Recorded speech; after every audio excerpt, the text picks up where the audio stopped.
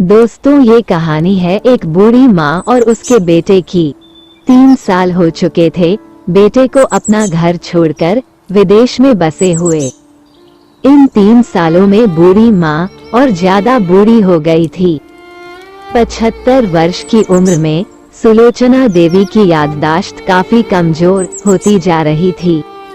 उन्हें रोजमर्रा की चीजें याद ना रहती, लेकिन जो उन्हें हमेशा याद रहता वह था उनका बेटा। दिन हो या रात, एक पल भी ऐसा ना होता जब उन्हें अपने बेटे की याद ना आती। दूसरी तरफ बेटा था जो साल भर में एक आध बार अपने माँ को फोन कर लिया करता और 1-2 मिनट से ज्यादा बातें भी ना किया करता। फिर भी यह बूढ़ी माँ टकटकी लगाए अपने बेटे का इंतजार करती रहती। एक दिन बेटे का विदेश से फोन आया। हेलो हेलो, सुन रही हो ना माँ? अनिल बोल रहा हूँ। तुम्हारा बेटा। कैसी हो माँ? मैं ठीक हूँ बेटा, तुम बहू और मेरा पोता कैसा है? माँ ने पूछा। सब अच्छे हैं माँ, मैं अगले हफ्ते गांव आ रहा हूँ माँ, तुम्हें लेने। अब हम सब साथ में ही लंदन में रहेंगे माँ। तुम्हारी बहू कह रही थी माँ को यहाँ पर लेकर आओ, बेचारी अकेली वहाँ परेशान होती होगी। बेटे ने कहा। माँ की बूढ़ी सूखी आंखें आंसुओं से भीग गई। उसके कमजोर शरीर के नस नस में खुशी की लहर दौड़ गई। बेटे और बहू का अपने प्रति प्रेम देखकर माँ का मन खुशी से भर आया। बेटे ने आगे कहा, माँ तैयार रहना माँ, मुझे ज्यादा दिन छुट्टियाँ नहीं है। जिससे जितने पैसे लेने हैं लेकर रखना, तब तक मैं प्रॉपर्टी डीलर से बात कर लेता हूँ। घर के लिए? घर के लिए? माँ ने पूछा। हाँ माँ, गांव का घर हमें बेच देना पड़ेगा। अब हम साथ में ही रहने वाले हैं, तो वहाँ पर घर रखने का कोई मतलब नहीं है माँ, बेटे ने कहा। बुढ़ापे की वजह से ठीक से चलने में असक्षम माँ ने पूरे मोहल्ले में घूम घूम कर अपनी इस खुशखबरी को सबको सुनाया। सभी को खुशी हुई। सबको लगा माँ जी के आखिरी दिन अपने परिवार के साथ खुशी से बीत जाएंगे।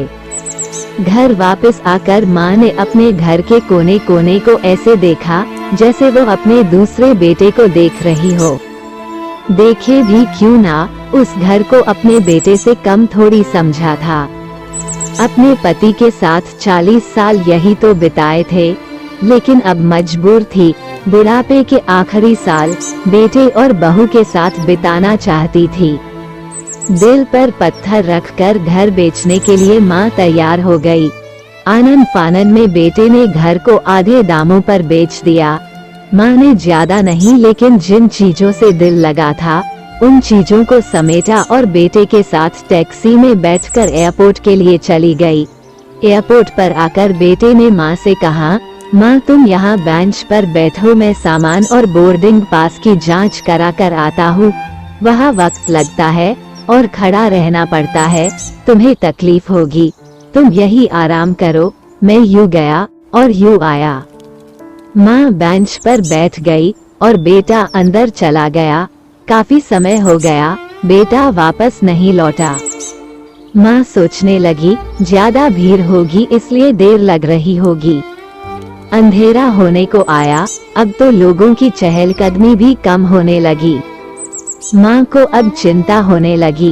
एक कर्मचारी ने आकर पूछा, किससे मिलना है माँ जी आपको? यहाँ पर क्यों बैठी है? डरती हुई आवाज में सुलोचना देवी बोली, मेरा बेटा अंदर सामान की जांच कराने गया है। लंदन जा रहे हैं हम। क्या नाम है माँ जी आपके बेटे का? कर्मचारी ने पूछा। अनिल नाम है मेरे बेटे का, सुलोचना देवी ने बताया। कर्मचारी अंदर गया और थोड़ी देर बाद बाहर लौटा। उसने सुलोचना देवी से कहा, माँ जी लंदन जाने वाली फ्लाइट तो दोपहर में ही जा चुकी है और आपका बेटा भी उस फ्लाइट में बैठकर लंदन जा चुका है। अब आपके यहाँ बैठने का कोई मतलब नहीं है, आप भी अपने घर चली जाइए। क्या जा चुका है और मैं घर जाऊँ? घर? माँ की आंखों से आंसुओं के सैलाब उठने लगे। जैसे तैसे माँ घर पहुंची, जो अब उसका था ही नहीं, बिक चुका था। वो वही बरामदे में तुलसी के पास सो गई। घर के नए मालिक को उस पर दया आई तो एक कमरा किराए से उसको दे दिया। पेंशन के पैसों से खाना और किराए का बंदोबस्त हो जाता था। दिन बीतने लगे।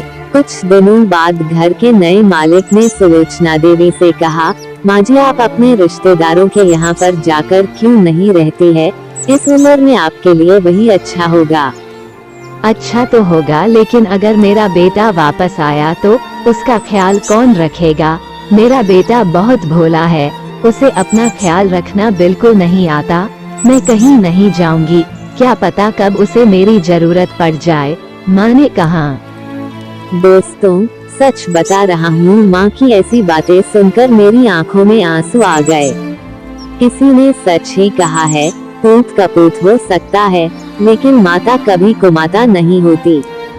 दोस्तों, आप सभी से हाथ जोड़कर विनती करता हूँ, अपने माता पिता की जितनी हो सके सेवा करना। उनके साथ कभी बुरा बर्ताव मत करना।